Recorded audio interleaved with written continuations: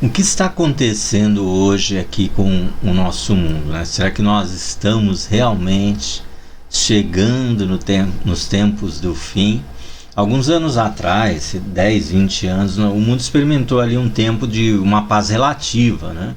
E eu lembro que teve um período, quando eu via falar da guerra da Rússia e da Ucrânia, que eu achava que aquilo ficaria apenas ali na guerra diplomática, né? No campo daquela Guerra Fria, e que realmente não aconteceria nada além daquilo. Hoje nós vemos que a guerra entre Rússia e Ucrânia já dura alguns anos, e estamos perto de uma guerra generalizada ali no Oriente Médio, sem contar que os escândalos, né, que estão pipocando ali em Hollywood e as coisas estranhas que aconteceram na política, não só no Brasil, mas no mundo todo nos últimos anos. Às vezes nós cristãos, nós somos enganados por tempos de paz, né? Principalmente quando tudo está bem, quando nós temos dinheiro, saúde, quando conhecemos pessoas de bem, né? Às vezes acontecem tragédias e nós vemos pessoas ali envolvidas, dedicadas de coração, tentando ajudar as outras pessoas, e nós começamos a olhar o mundo com outros olhos. E às vezes até nos perguntamos por que Deus não salva o mundo todo, né? Por que Deus não salva todas as pessoas? É como se Satanás colocasse uma névoa ou uma venda em nossos olhos. Nós começamos a nos esquecer do que a Bíblia fala sobre o mundo.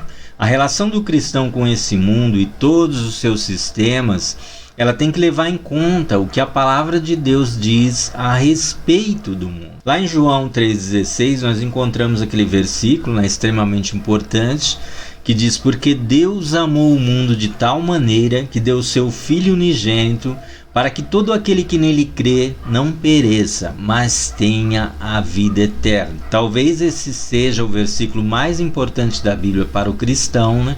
Porque fala do amor de Deus por esse mundo perdido de uma forma extrema. É interessante notar que quando se diz que Deus amou o mundo, quando nós dizemos que Deus amou o mundo, fala do momento em que Deus abre a porta da salvação, né? Nesse momento nós podemos dizer que Deus amou o mundo por completo, né? Independente dos sistemas malignos, de toda a maldade que existem no mundo, Deus amou o mundo de tal maneira que Ele abriu uma porta para todas as pessoas. Ali o amor de Deus se manifestou ao mundo como um todo, abrindo a porta para todas as pessoas, independente de serem ruins, de serem pessoas más, pessoas boas, pessoas malignas ou pessoas que buscavam servir a Deus. A porta foi aberta através de Jesus Cristo para todo o mundo. Alguém poderia perguntar: mas se Deus amou o mundo, eu também não deveria amar o mundo? Parece uma boa pergunta. A questão é que não podemos ignorar que a posição de Deus diante dessa afirmação é diferente da nossa. Porque a manifestação do amor de Deus a todo mundo se deu quando Ele enviou o seu Filho para morrer por toda a humanidade, para morrer pela salvação de todas as pessoas que estavam perdidas e condenadas ao pecado. A Bíblia diz que Deus não pode ser tentado pelo mal, ao contrário da nossa posição, né? Nós estamos numa posição que nós estamos inseridos no contexto de toda essa maldade, e nós podemos ser tentados por ela, nós podemos ser seduzidos por ela, tanto que quando Jesus fala que nós devemos amar a Deus, Ele diz que nós devemos amar a Deus e amar ao próximo. Ele não diz que nós devemos amar a Deus e amar ao mundo, porque aí o mundo incluiria as pessoas e todos os sistemas que existem no mundo, tudo aquilo que existe no mundo e que contraria a vontade de Deus. Nós podemos contrastar aí esse versículo com o versículo da carta de João, né? Aqui, se nós fôssemos ampliar o versículo de João 3,16, nós poderíamos dizer o seguinte: porque Deus amou as pessoas desse mundo de tal maneira que deu seu Filho unigênito, para que todo aquele que nele crê não pereça, mas tenha vida eterna. Mundo aqui significa as pessoas, né? Deus amou as pessoas, os seus filhos perdidos nesse mundo, de tal maneira que Ele enviou o seu Filho para que todo aquele que nele crê não pereça, mas tenha vida eterna. Aí na carta de João você vai encontrar uma colocação diferente sobre o mundo. João diz: Não ameis o mundo, nem o que no mundo há. Se alguém ama o mundo, o amor do Pai não está nele. Porque tudo que há no mundo, a concupiscência da carne, a concupiscência dos olhos e a soberba da vida, não é do Pai, mas do mundo. Concupiscência é um tipo de cobiça, né? Aquilo que a nossa carne se inclina, que os nossos olhos se inclinam, tudo que nós cobiçamos, desejamos, toda aquela soberba, aquela ostentação do mundo. Então isso é a concupiscência do mundo. E no 17 ele diz que o mundo passa e a sua concupiscência, mas aquele que faz a vontade de Deus permanece para sempre. Nesse versículo, se nós fôssemos ampliar ele, nós poderíamos dizer da seguinte forma: não ameis o mundo, nem as coisas e os sistemas que nesse mundo há. Se alguém ama o mundo e as coisas e os sistemas que existem no mundo, o amor do Pai não está nele. Quando João usa a palavra mundo, ele está falando de cobiça, ele está falando de coisas, ele está falando de sistemas que existem no mundo, coisas que atraem o nosso desejo, coisas que excitam a nossa carne e que nos levam a pecar contra Deus, que nos levam a nos afastarmos de Deus, que levam as pessoas a resistir a Deus. Então o mundo aqui significa uma coisa, enquanto que o mundo lá em João 3,16 significa outra coisa. Então são duas colocações diferentes que você entende se você prestar atenção ali no contexto. Outro detalhe interessante é que quando diz que o mundo jaz no maligno, antigamente as pessoas quando enterravam, era comum, muitos anos atrás, enterrar uma pessoa e às vezes escrevia-se lá na lápide: aqui jaz fulano de tal, bom pai, bom marido e etc. Então a palavra jaz, ela indica um estado contínuo, um estado de permanência, né? Está lá, não vai mais sair de lá, chegou ao estágio final.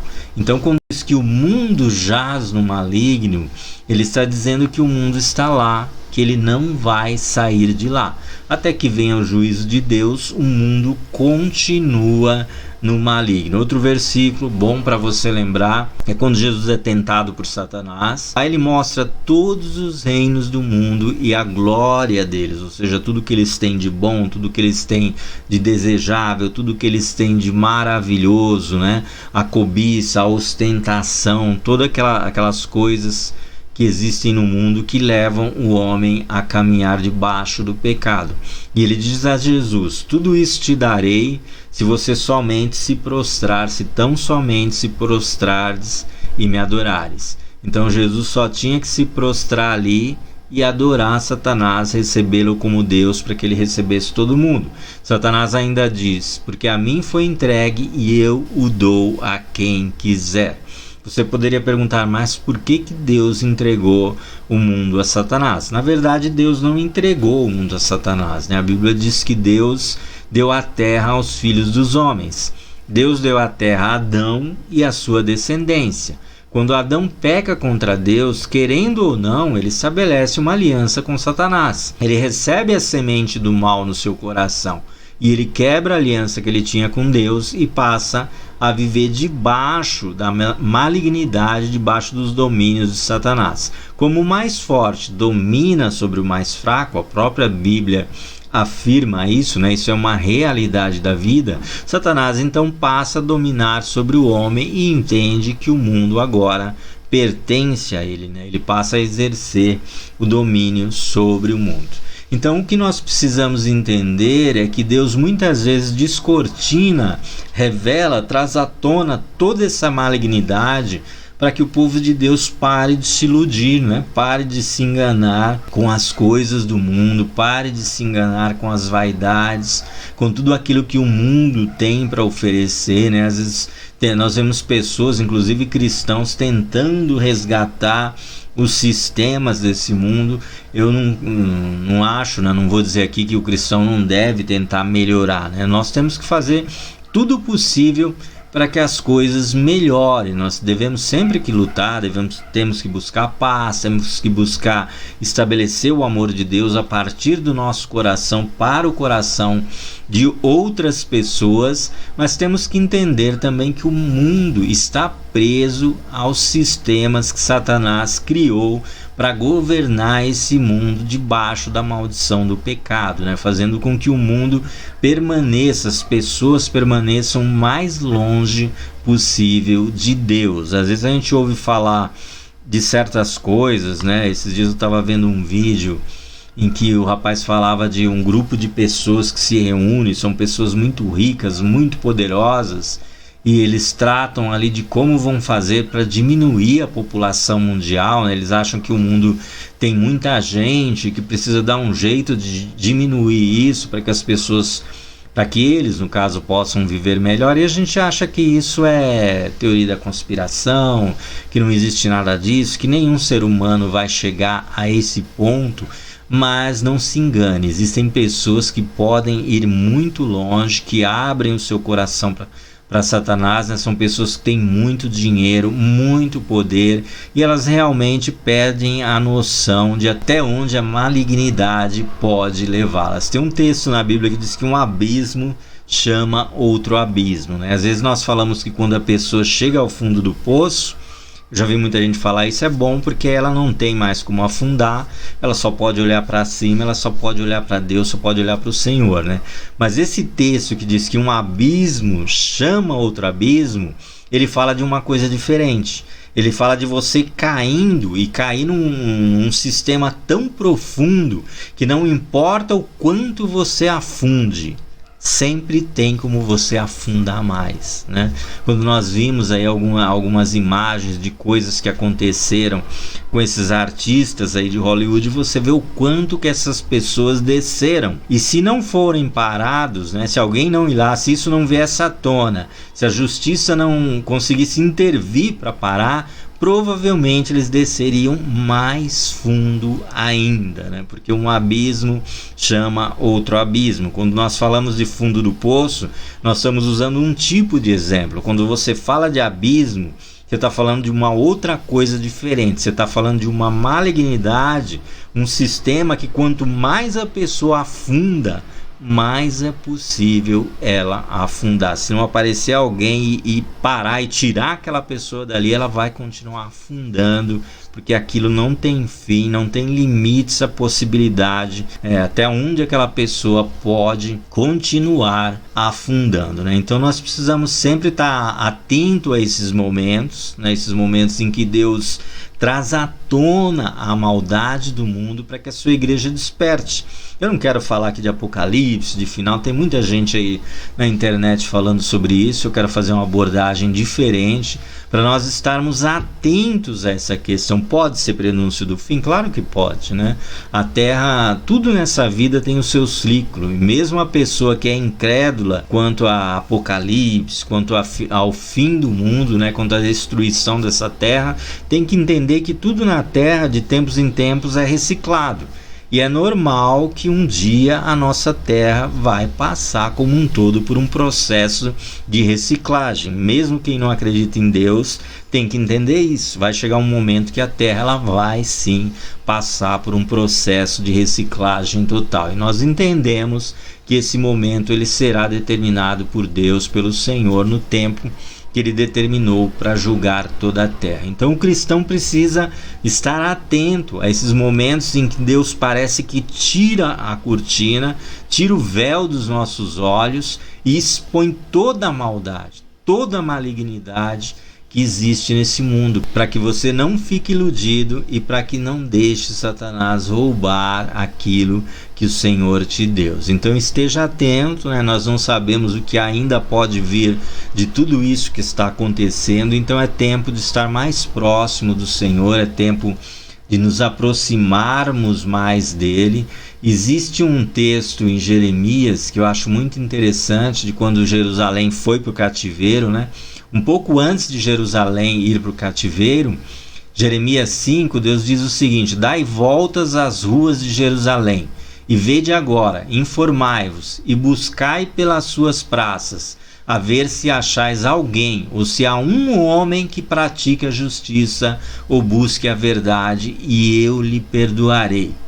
Ou seja, Deus está dizendo para andar por toda Jerusalém para ver se encontra um único homem que praticasse a justiça e que seguisse a verdade, que então ele perdoaria aquele homem e consequentemente perdoaria as pessoas que andassem em justiça e seguissem a verdade. Deus dá a entender que não havia um único homem em toda a cidade fazendo isso. Então a maldade, ela se expande de tempos em tempos. O Senhor vem e descortina, né? Tira a venda dos nossos olhos para que o cristão veja quanta malignidade existe nesse mundo e por que isso aqui um dia tem que chegar ao fim.